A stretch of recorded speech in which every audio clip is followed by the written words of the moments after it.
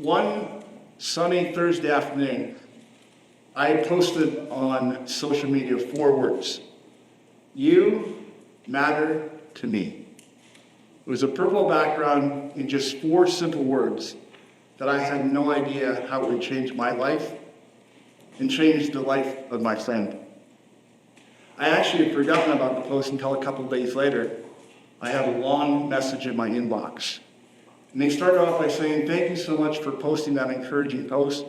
You have no idea how much it meant to me and how it changed my life." And I wanted to say thank you. I was just 12 years old when I committed my first crime.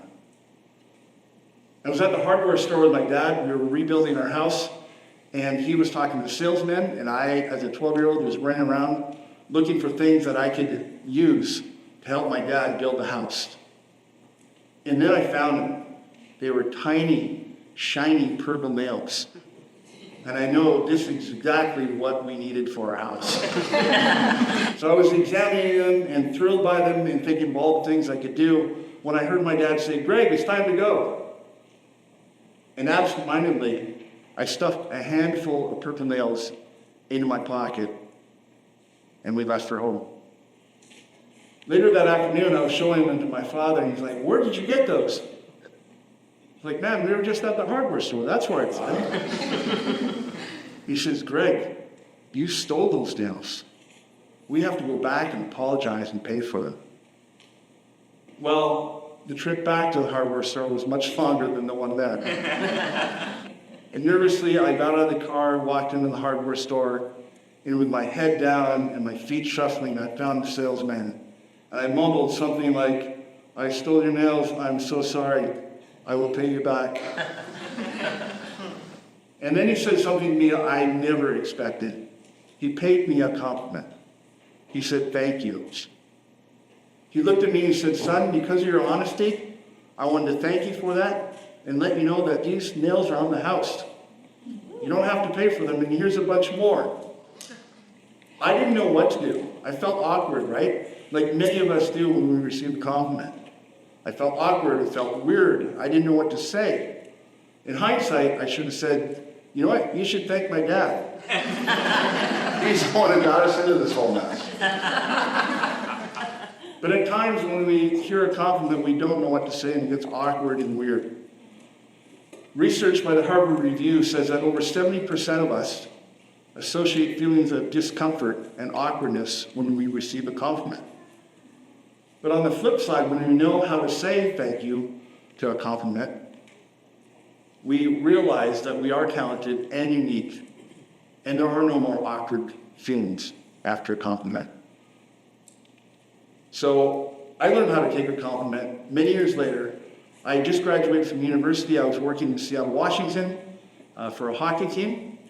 And I found out, because I worked in the arena, that my hero, Billy Joel, was going to be played to a sold-out show that night.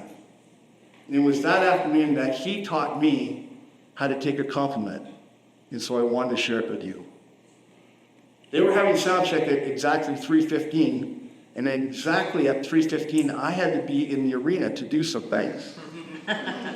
So I walked down there, right up to the stage, with a group of people. There probably were 8 or 10 of us standing around Billy Joel as he did sound check.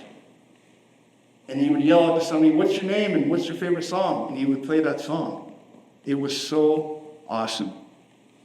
I was up next and very nervous, and he looked at me and he said, "What's your name and what's your favorite song?" And I said, "Well, my name is Piano Man, and my favorite song is Greg Kettner." And we all laughed.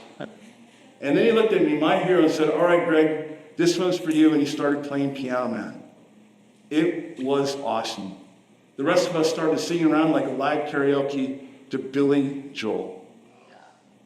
After the song had finished, I said, "Bill," right on a first-name basis, I said, "Thank you so much. That totally made my day." And then he taught me how to take a compliment. He paused, and he smiled. He said, "You're welcome." That was it. Very simple. 2 words, "You're welcome." But boy, did it make me feel awesome.